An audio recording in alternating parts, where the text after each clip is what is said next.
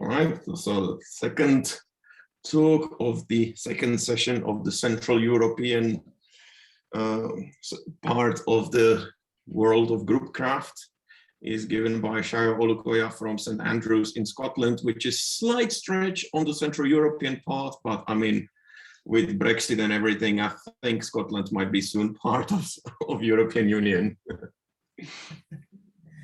Yeah, well, who knows how these things are going. But yeah, thanks very much for the introduction, Michael, and thanks for the opportunity to speak at this conference. I must particularly say I'm impressed with the design of the logo, also with the ingenuity in the title. And thanks to all the people who have spoken prior to my talk. I apologize that I haven't been able to make all of them. I think we're in the midst of all the teaching admin before the semester begins. Right, so what I want to talk about is something that actually goes back to a question that was asked to me after I gave my PhD defense, and this is actually a mildly amusing story. So I'm gonna tell the story, and then we'll kind of get in, which will motivate the talk. So it's not always the case in PhDs in the UK that you have to give a presentation as your defense.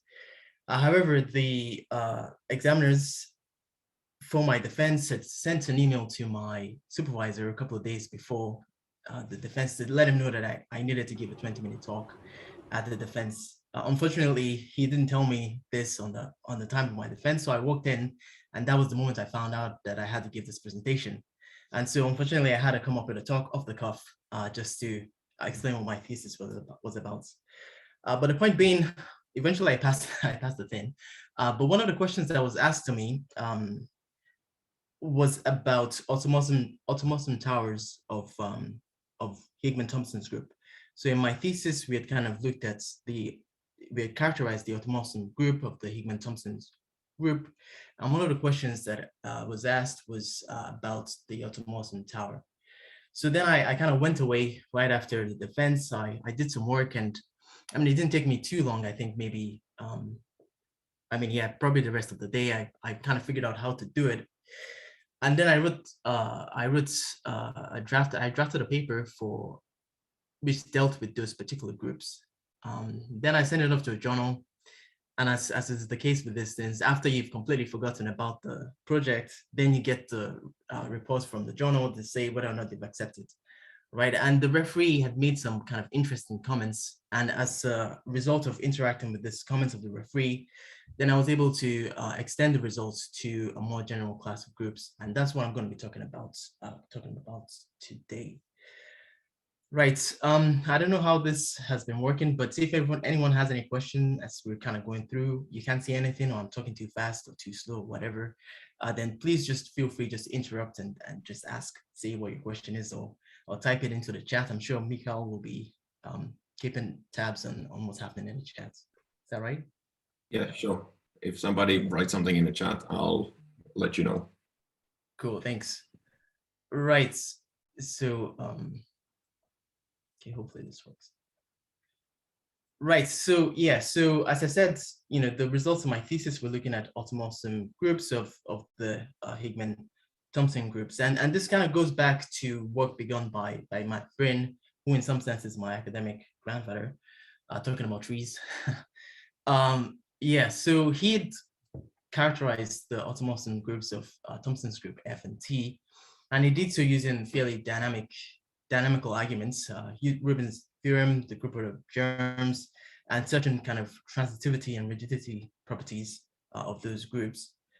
And then they extended, Brin and Guzmán extended the results to generalizations of F and T. But then, when you think of Thompson's group, they come in triples, right? So these are two of them. What about the third one? Unfortunately, their techniques don't quite go through for Thompson's group. You have to kind of do something a little bit more different.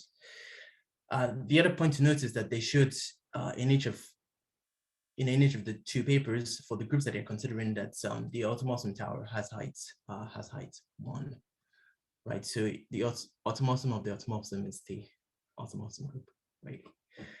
Right, so what do you do for Thompson's group V? And that's what's, I guess, some of the results of my thesis dealt with, and there's a kind of massive long paper somewhere in the archive, which has finally been accepted somewhere, which kind of gives all the kind of gory details about this. So we were able to using kind of similar dynamical arguments to Brin's and also adding in some kind of new combinatorially flavored techniques, we're able to classify or characterize the automorphism group of the Higman-Thompson's group GNR. And V is just the group G21, right? Don't worry if you don't know what all those groups are. I'll kind of have a slide that introduces them to you for those who are unfamiliar with the groups. Right, and then the question that I was asked, after I give this my defense was, well, what about the automorphism tower? Is it also the case for the Higman-Thompson's group that the automorphism tower has height 1? Right, so that's how I kind of came into this question. I hadn't at that stage been aware of the kind of wealth of research that's been done on automorphism towers of simple groups, and in fact, indeed, of finite and even of infinite centerless groups. Okay, so I'll just kind of run through some of the history or backgrounds to automorphism towers of centerless groups. There's a classic result which is, I think, attributed to Burnside that says that for a non-abelian simple group, then the group G, the non-abelian simple group G is characteristic in its automorphism group.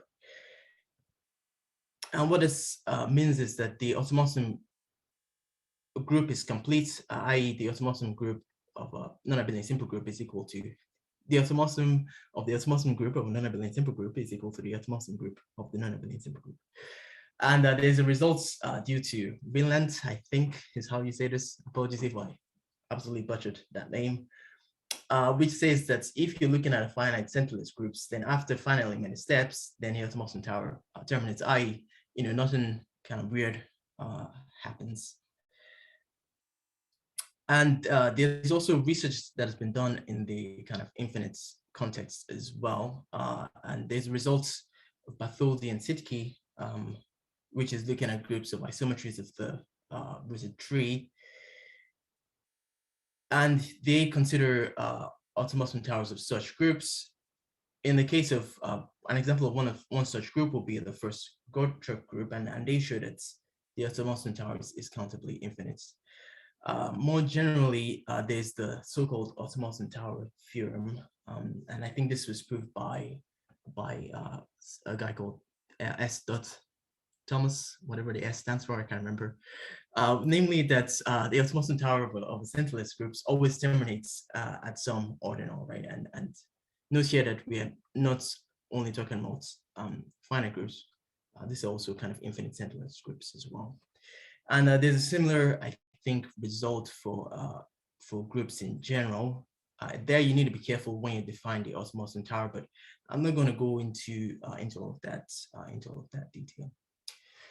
But yeah, that's kind of the history, the background, the research that's been done in terms of automorphism tower. But as I said, I'm kind of coming at this from a Thompson group perspective. But the interesting thing about the result of Burnside is that this is true also for infinite simple groups, right?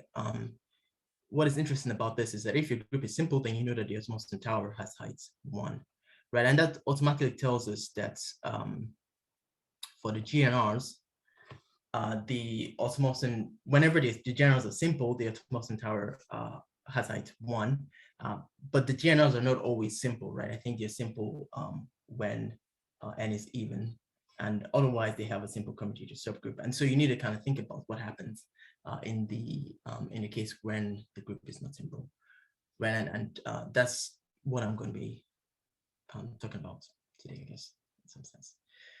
Okay, so here's the overview. So we've kind of already covered this part of the talk. I've done the introduction and the context. I will then introduce the class of groups that the results I state will apply to.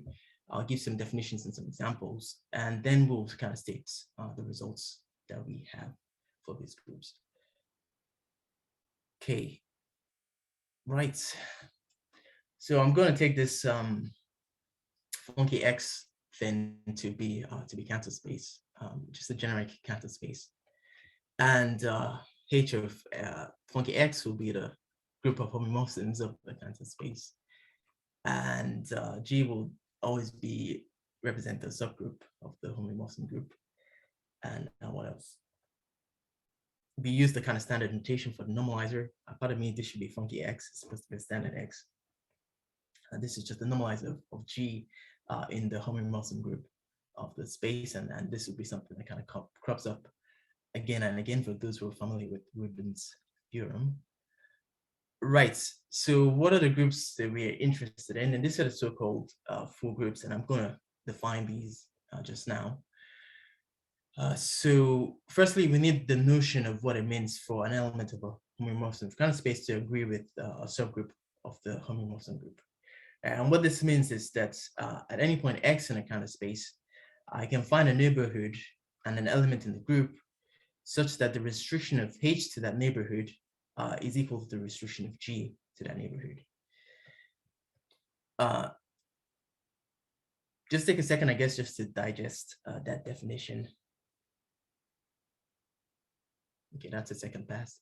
Right, but using the compactness of Cantor space, what this means is that if an element of the homeomorphism group of the Cantor space X locally agrees with G, then I can find a covering of the Cantor space such that corresponding elements in the group such that the restriction of my elements to each of the neighborhoods will correspond to the restriction of the element Gi to the same neighborhood.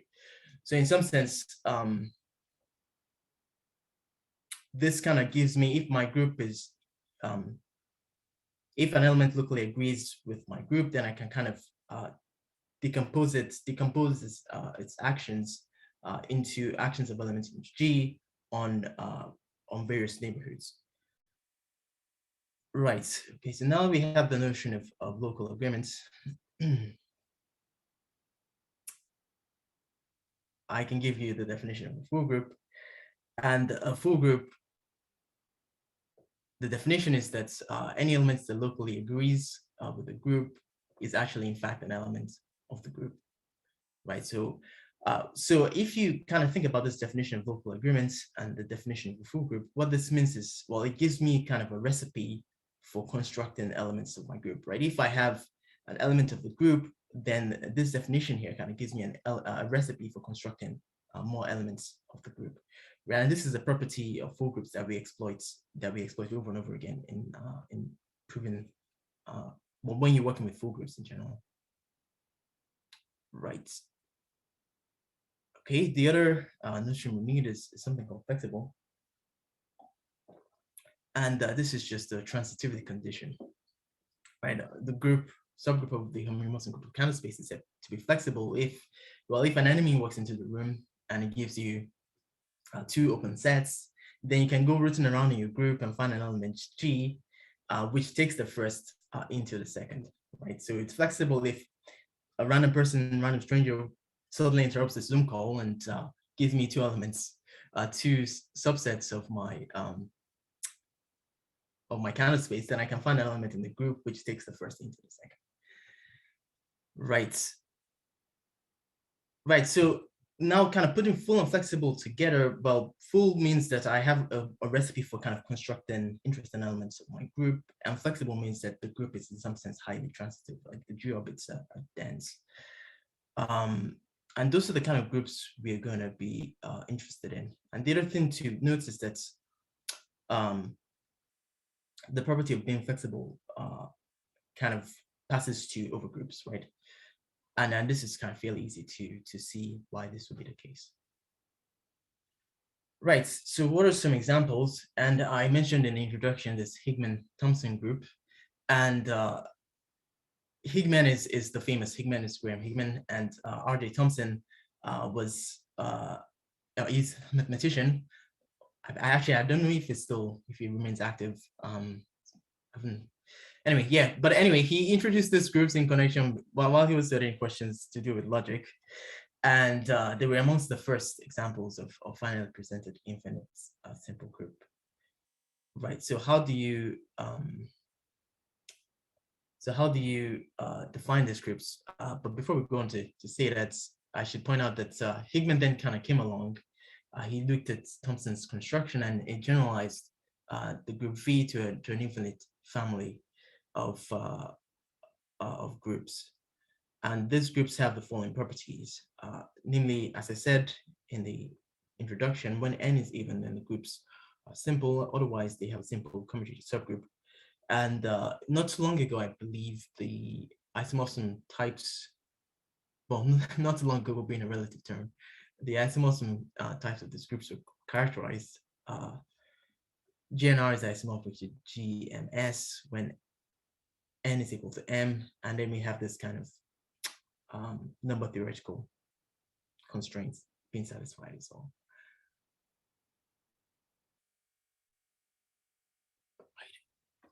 Okay, so let's define the groups. So we're going to kind of define them on a specific Cantor space, and that's what this notation is going to set up. So I'm going to fix an alphabet of size n. Okay, so this should either be a 0 or this should be an n, right? Apologies for the typo. And I'm going to fix a kind of auxiliary alphabet of size r. And what I'm going to do is I'm going to take the Cantor space, which is kind of the disjoint union of R copies of the set of infinite sequences, right?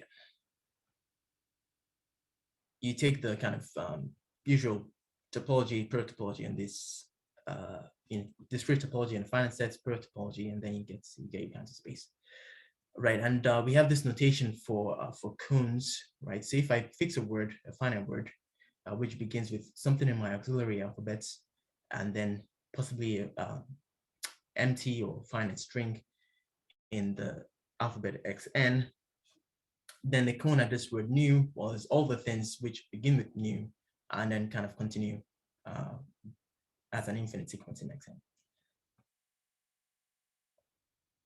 Right, so the other ingredient we need to define the Thompson's groups are prefix exchange maps. And what is a prefix exchange map? Well, I fix two finite words which begin with an auxiliary letter and the finite word in xn.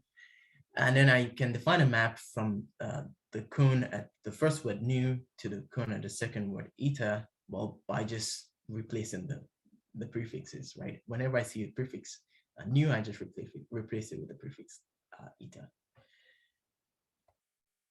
Okay, so how do we get a group from this? Well, we do so by, we need the kind of notion of complete antichains, right? So I pick a set of finite words. It's called an antichain if for any distinct pairs in the sets, their cones intersect trivially, and it's complete if the cones cover the whole space, Cantor space. Okay.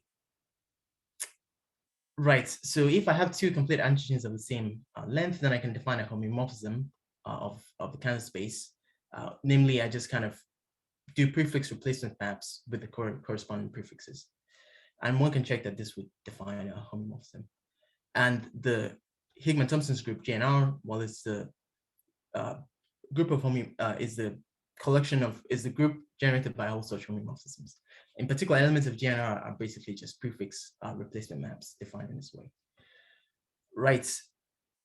And I guess I'll leave it as an exercise for anyone who is still paying attention to check that the Higman-Thompson's group GNR is full and flexible group of homeomorphisms of Cantor space. Right. For the subgroup TNR, which kind of generalizes Thompson's group T, well, what you want to do is you want to fix a lexicographic ordering on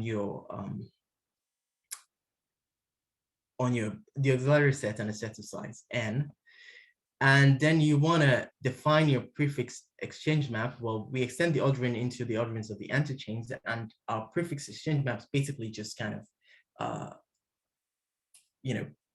cyclically permute the indices, right? So mu I goes to nu I, but I've kind of shifted indices by D. And if I look at the collection of all such homeomorphisms, then this gives me a group. This is a Higman-Thompson's group TNR. And the thing to note is that whereas TNR is flexible, it's not a full group of homeomorphisms, right? Any elements of GNR will locally agree with TNR. Okay, right, and then you can kind of define generalizations, further generalizations of these groups. If I have an element of the symmetric group on endpoints, then I can extend that to a homomorphism of Cantor space by just applying the element to the entries, right, to the indices,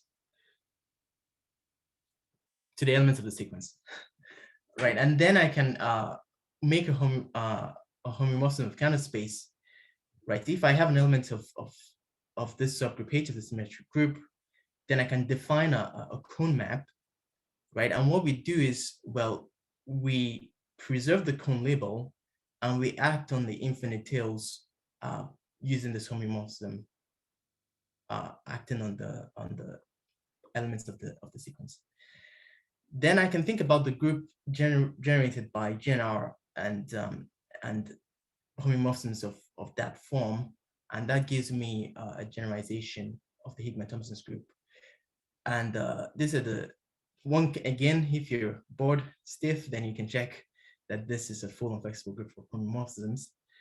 And this is the so-called Nekrashevych groups. And you can kind of do something even more general using transuses, but I don't have time to kind of get into that. Right, I'm running short on time here. The last group that we're kind of interested in is the so-called rational group, and we'll define this fairly rapidly. What we need is the notion of a local action. And what you need to think about a local action is, well, if I fix an element, a finite word, and I have a homomorphism of Cantor space, then I can think of the action of the homomorphism around that cone.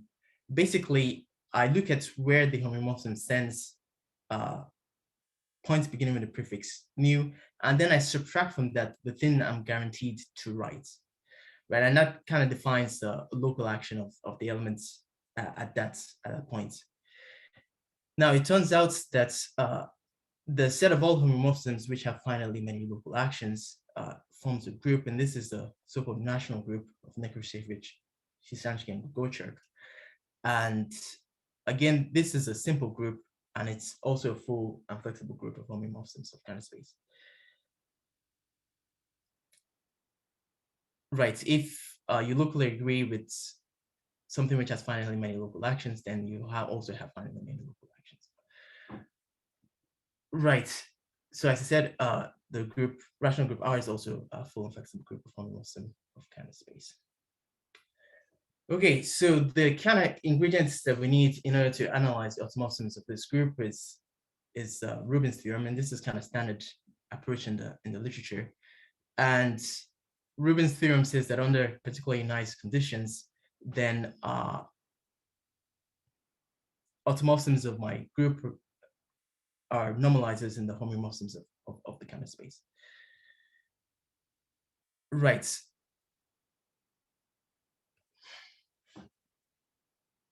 Okay, so here are the kind of lemmas that enable us to use Rubin's theorem to analyze full and flexible groups of homomorphisms of Cantor space.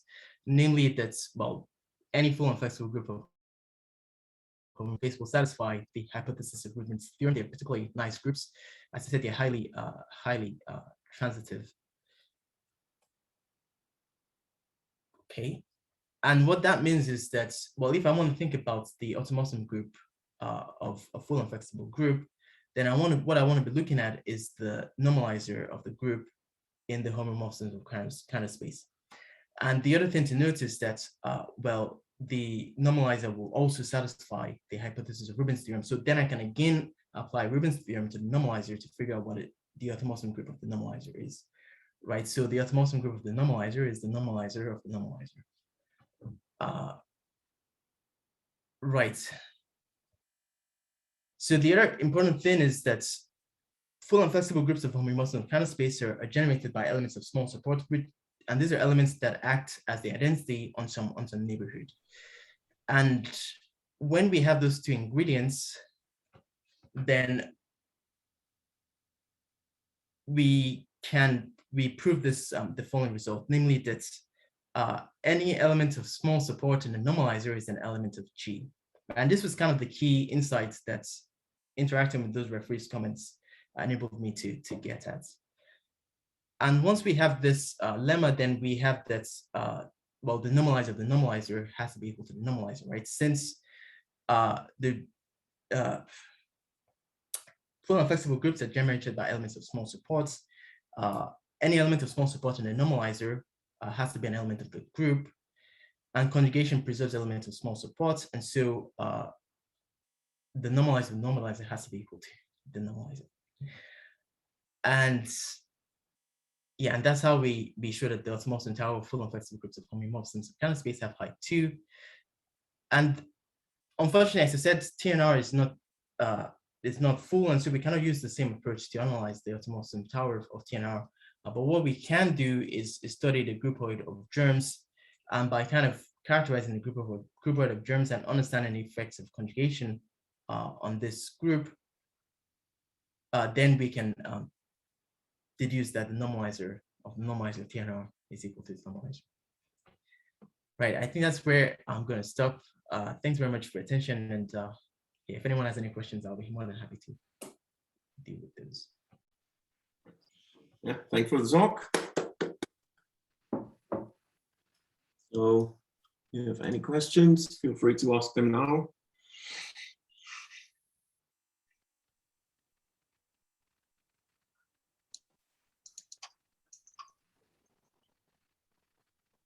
Who was your supervisor that didn't tell you? You shall remain nameless. I refuse to mention the name. We just check mass genealogy. Yeah, you can check math genealogy. Yeah, for sure. It's not hard to figure it out. But I mean, it's something that we laugh about to this day. You know, it's yeah, you know, it's a kind of mix up for a funny story. Well, I can imagine that it made for some like holy crap moment. Yeah, I mean, there was like what 2 minutes of auto panic, but then you think, well, it can't get worse than this, right? And I think that actually helped, because you're like, well, the worst thing that could happen has happened, so it's not gonna get worse than that. Then you can just move on from that. Well, it all worked out in the end, so that's good. Exactly. So if we don't have any further questions for Shayo, let's just thank him one more time. Yeah, thanks very much.